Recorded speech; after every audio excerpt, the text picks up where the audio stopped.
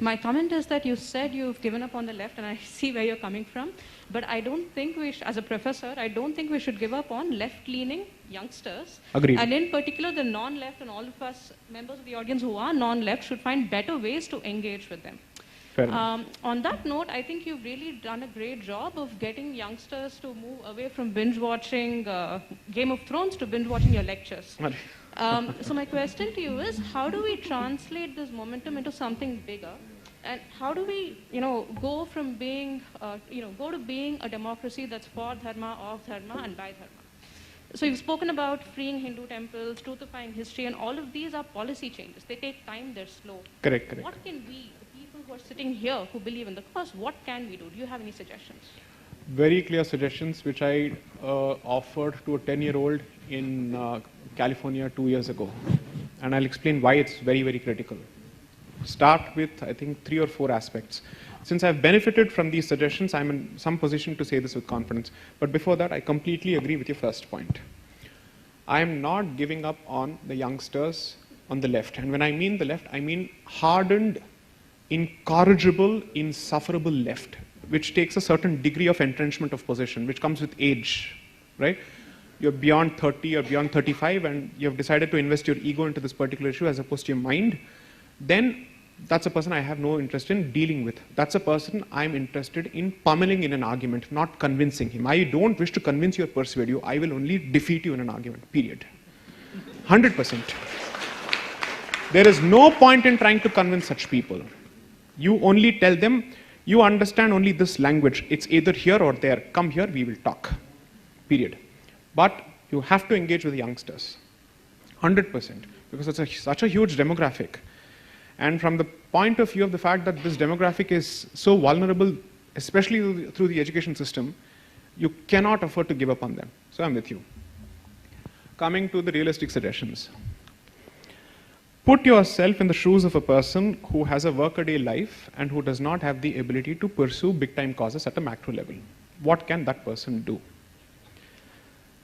Basic issues. One, what is it that I've started with in the book? Language, semantics, linguistics. So learn your mother tongue at the very least. Equip yourself with knowledge of your own literature at the very least. I've given this unpopular example before. I don't see why it should be unpopular. In fact, it's a backhanded compliment, so I'll repeat it. I challenge anyone to speak in Kannada with the same fluency as Asaduddin Owaisi speaks in Urdu.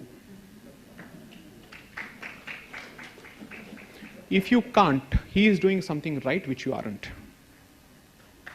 Period. So start with the language. That's one. Second, I'm making the point that if you're not in a position to contribute to the Free Temple movement at the macro policy level, what is it that you can do? 2 things. In fact, 3 things.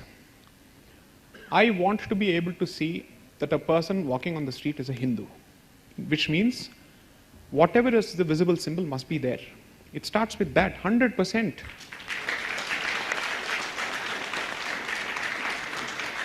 Why are visible symbols part of core tenets of other religions?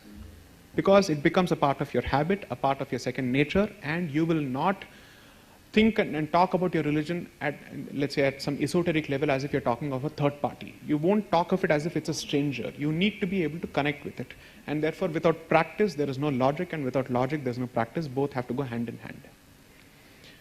You need to know what is it that you're fighting for on social media. And if you don't even practice it on a daily basis in the simplest of forms, what on earth are you fighting for? I don't even understand. Makes no sense. Then you're not fighting for the cause, you're fighting for your ego investment in the cause. Which is to say, I want to prove that I'm right on a particular topic, as opposed to saying I'm supporting something that is right. Okay? So a visible symbol is necessary. Third, the corollary from there is that take ownership of at least the local temples. Why is everybody sitting in some remote part of the country and constantly thinking of Jagannath Puri and Tirupati but not the local temple? Is this temple under any less state control compared to Tirupati? No, it's not. This is the temple which shouldn't be under state control, because if at all there are some policy justifications for the state being present in a macro institution and a mega institution which could have security issues, What is its justification for being in the street temple? I don't understand. What money are they going to make? What corruption are you talking about, and who are you to talk about corruption? You have no moral authority. The Indian state has never had moral authority to speak on corruption in the last 70 years. So who are you to talk about corruption? At least if it's corrupt, it's someone from my community eating it as opposed to you taking money and giving it to some other community. So I am clear about the fact that it starts with this, then you go to the next level, which is what? Do not reduce any of your festivals to mere celebratory activities. Explain the significance. Do something about it. None of this is going to be possible because at the end of the day, when it's a nuclear family and the joint family system is broken, then what is it that you're looking at? So what is human psychology at play here? It is the joint family that provides an extended support system that has been done away with now, thanks to our own insistence on nuclear families. Somehow that was meant to be the progressive way, done. Okay, kya progress hua, dekh lenge. Second, if this setup is gone, then you still need to have some connection with a larger ecosystem which reinforces your identity. And therefore, go back to your basic sampradayas. I can't think of most Hindu families which have not had a traditional guru or a traditional matha or a traditional institution that they've been connected with in one way or the other. To me, it doesn't make a difference whether it's Brahminical or non-Brahminical. It honestly doesn't make a difference. As long as it's a traditional sampradaya, it's a traditional sampradaya. For me, traditional is not Brahminical. Traditional is Hindu, period. Therefore, go back to those institutions. Two things come out of it. You don't feel alone when you're trying to bring up a young child and trying to instill values in it, and when you don't know how is this child going to deal with the rest of the world, is he going to be or is she going to be the misfit? But when you realize that there are others, that fear comes down to a significant extent. And you also end up strengthening that particular institution because such institutions survive on following patronage and numbers. And when the heads of such institutions are in a position to command greater respect from their following, they will be in a much better position to talk to the politicians saying, you can keep playing politics, but don't keep playing politics with our institutions. Because they will derive confidence from the fact that their people are backing them. That is what, let's say, the so-called godmen of other institutions and other faith systems bank on, the existence of a ground support base. Tell me which of these things that I've just suggested is beyond the realm of reasonableness and practicability. I don't think it is. These are plain and simple basics.